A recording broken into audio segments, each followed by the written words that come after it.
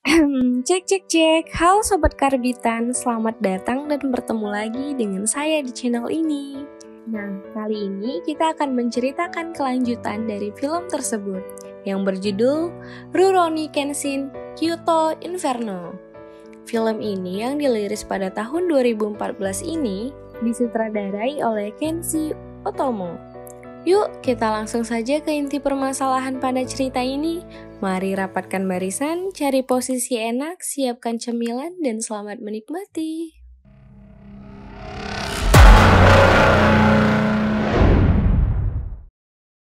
Film ini berawal dari para polisi yang sedang mencoba menggerebek markas besarnya Makoto Shishio. Namun, di saat itu juga, satu persatu para polisi pun tewas secara mengenaskan. Saito yang melihat kejadian tersebut pun terus mengikuti petunjuk hingga akhirnya dia bertemu dengan Shishio. Tapi siapa sangka, ketika dia sudah menemukannya, Saito melihat ada banyak para polisi yang digantung untuk dijadikan tumbal oleh Shishio. Saito yang melihat hal keji tersebut merasa murka dan langsung membantai semua anak buahnya Shishio. Di sisi lain, setelah Kenshin, Kaoru dan Sanosuke melihat pertunjukan drama komedi, mereka pun bergegas untuk pulang. Setelah itu, di saat Kaoru sedang melatih murid-muridnya, tiba-tiba saja Kenshin pulang yang langsung didatangi oleh muridnya untuk mengajarinya ilmu pedang khas miliknya. Tapi sayang, Kenshin menolaknya. Gak lama kemudian, Megumi datang bersama inspektur dari kepolisian yang menginginkan Kenshin dan Sanosuke untuk hadir menemui Okubo di kantor pemerintahan. Nah, di sini mereka menceritakan padanya bahwa Shishio memiliki segi kecepatan, kemampuan yang sama seperti Kenshin. Namun ketika ambisi dan nafsu kekuasaan yang dimilikinya itu berbahaya, makanya, para polisi membantai Shishio dengan belasan luka tusuk serta membakarnya. Tapi anehnya, hal itu tidak mempan kepadanya karena Shishio mampu untuk bertahan hidup hingga saat ini. Nah, disinilah mereka meminta Kenshin untuk menangkapnya. Karena sebenarnya Shishio memiliki niat untuk menggulingkan pemerintahan baru. Tepat 14 Mei ketika Okubo sedang dalam perjalanannya, secara mengejutkan, pembunuh bayaran Shishio yang bernama Sojiro mendatanginya dan langsung membantainya. Kepala kepolisian yang kesal pun langsung memberitahukan Kenshin bahwa ada banyak korban jiwa yang mati mengenaskan karena ulahnya Shishio. Kenshin yang melihat dengan jelas para korban tersebut pun langsung memutuskan untuk pergi ke Kyoto. Nah, meskipun Kaoru tidak mengizinkannya, Kenshin tetap bersikeras pergi menjadi pengembara agar bisa menghentikan Shishio. Sanosuke yang mengetahui kepergian Kenshin pun langsung merasa kesal karena tidak diajak olehnya. Maka dari itu, dia pun memutuskan untuk pergi menyusulnya. Namun, tiba-tiba saja Sanosuke malah bertemu dengan pendekar pedang lainnya yang bernama Oishi untuk mencari keberadaan Kenshin. Karena Sanosuke dalam keadaan kesal, maka terjadilah pertempuran antara Sanosuke dengan Oishin yang menyebabkannya babak belur. Tapi untungnya, nyawanya Sanosuke terselamatkan karena Megumi datang tepat waktu untuk menghentikan pertarungan tersebut. Kemudian, di dalam perjalanannya, Kenshin menjadi pengembara, dia mendapatkan sedikit masalah karena pedang miliknya dicuri oleh seorang perempuan yang bernama Misao. Namun, gak lama kemudian, secara tiba-tiba saja ada anak kecil yang mendatanginya dan meminta tolong padanya untuk menyelamatkan kakaknya yang dalam keadaan sekarat. Lalu, keesokan harinya, anak kecil tersebut menuntun Kenshin untuk datang ke desanya. Namun, siapa sangka, hal mengejutkan pun terjadi. Karena orang tua anak kecil tersebut telah tewas digantung akibat ulah Shishio yang membakarnya. Gak lama kemudian, datanglah sekelompok orang yang ingin menyerangnya. Kenshin yang melihat hal tersebut pun langsung dapat dengan cepat mengatasinya dan membantainya satu persatu hingga habis.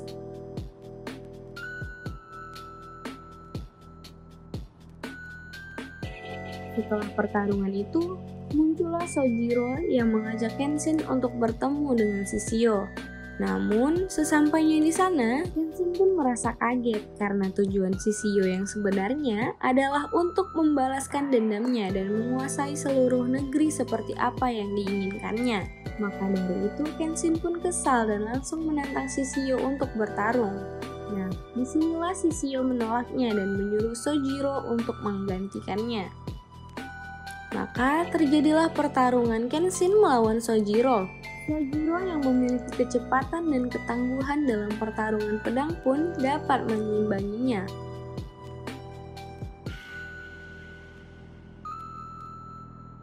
Hingga akhirnya Kenshin kehilangan pedang mata terbaliknya karena terbelah menjadi dua akibat pertarungan melawan Sojiro. Setelah itu, dengan tidak sengaja, Kenshin melihat anak kecil yang akan membunuh anak buahnya Shishio.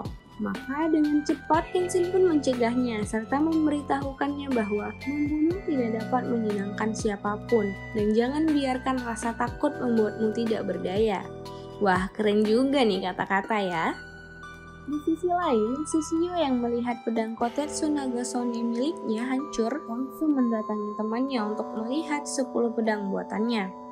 Dan tidak sampai situ, dia pun menyuruh Sojiro untuk mencarikannya 10 pendekar pedang agar bisa melakukan penyerangan kepada pemerintahan baru. Di saat salah satu pendekar pedang datang terlebih dahulu, Shishio langsung menyuruhnya untuk mendatangi rumahnya Saku Arai. Nah, tujuannya adalah supaya bisa membunuh Kenshin lebih cepat sebelum dia mendapatkan pedang terakhir buatan Saku Arai tersebut. Di samping itu, ketika Megumi memberitahukan Kouru kalau dia harus berangkat ke Kyoto untuk menyelamatkan Kenshin. Secara tiba-tiba saja, Sanosuke mendatanginya dan mengatakan kalau dirinya akan pergi menyusul Kenshin. Lalu, keesokan harinya, ketika Kenshin tiba di Kyoto, tiba-tiba saja Misao datang dan langsung menariknya ke sebuah penginapan. Nah, ternyata penginapan tersebut milik seorang ketua ninja pengintai dari kepolisian yang ditugaskan di kota Kyoto. Dia menceritakan padanya bahwa pada saat pengintai berperang melawan Shogun, Aoshi mencoba menyelamatkan sahabatnya dari kematian. Namun, karena musuh memiliki senjata api, maka para sahabatnya tersebut pun mengorbankan dirinya untuk bisa menyelamatkan Aoshi. Sejak saat itulah, Aoshi berkeinginan membunuh Kenshin sebagai pembuktian bahwa pengintailah yang paling kuat dari yang lainnya.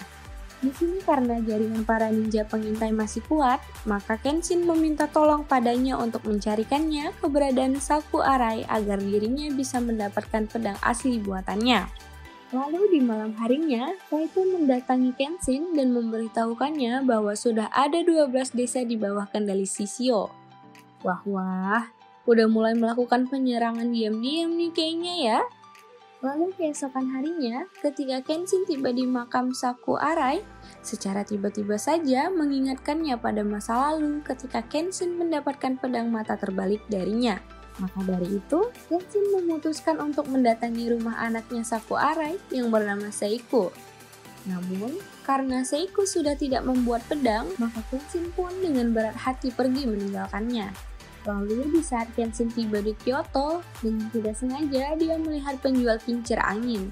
Maka dari itu, Kenshin membelinya dan kembali ke tempat tersebut. Nah, disinilah tanpa Kenshin sadari, ternyata sudah ada pendekar pedang suruhan Shishio yang ingin membunuh anaknya Seiko demi pedang buatan Saku Arai. Kenshin yang mengetahui anaknya Seiko dalam keadaan bahaya pun langsung dengan cepat mendatanginya. Dan terjadilah pertempuran epik antara Cho dan Kenshin.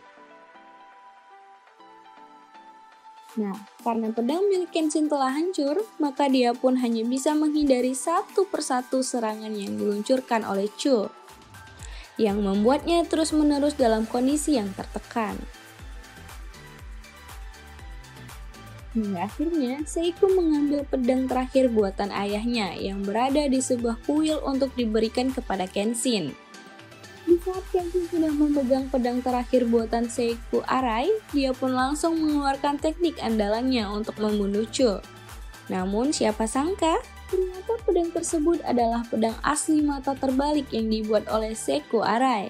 Di sisi lain, Kaoru dan Yahiko yang sudah tiba di Kyoto pun langsung mendapatkan kabar bahwa Kenshin sedang bertarung di sebuah kuil. Maka dari itu, mereka pun langsung lari untuk menghentikan pertarungan tersebut. Di malam hari, setelah kejadian itu, Kenshin pun melihat tulisan pada pedang miliknya yang ternyata pedang tersebut adalah pedang asli yang dibuat untuk para dewa karena penyesalan, bercampur sedikit harapan. Kemudian di sisi lain, Shishio yang sudah mengumpulkan banyak pasukan pun langsung membuat rencana agar bisa menyerang Kyoto menjadi lautan neraka. Wah, bakalan ada pertempuran yang epik nih antara Shishio dan Kenshin. Lalu ketika para polisi sudah mengetahui rencana kejaman Shishio membakar Kyoto, berita tersebut pun menyebar dengan cepat yang membuat para ninja pengintai mengambil tindakan untuk membantu pemerintah. Maka dari itu, para polisi dan ninja pengintai pun langsung mengevakuasi warga sekitar untuk segera meninggalkan Kyoto. Tepat di malam hari, ketika para polisi sudah siap siaga menjaga kota Kyoto, satu persatu pasukan Shishio pun datang dengan seram sambil membawa obor api untuk membakar kota Kyoto. Maka dari itu, para polisi dan ninja pengintai pun berpencar untuk mempertahankan barisan utama gerbang kota Kyoto tersebut. Dan terjadilah pertempuran yang sangat epik antara pemerintahan baru Jepang melawan pasukan Shishio.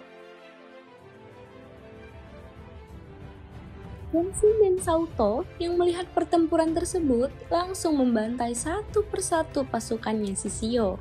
Nah, di sini juga Kaoru dan Yahiko ikut andil dalam bertempur. Ya, meskipun berbahaya ya. Kemudian yang mengejutkannya lagi adalah terjadinya pertempuran lain antara Aoshi dengan ketua ninja pengintai. Misao yang sudah mengetahui keadaan Aoshi pun langsung lari menemuinya. Tapi ternyata Misao malah melihat dengan jelas kekejaman Aoshi dalam mengalahkan ketuanya tersebut.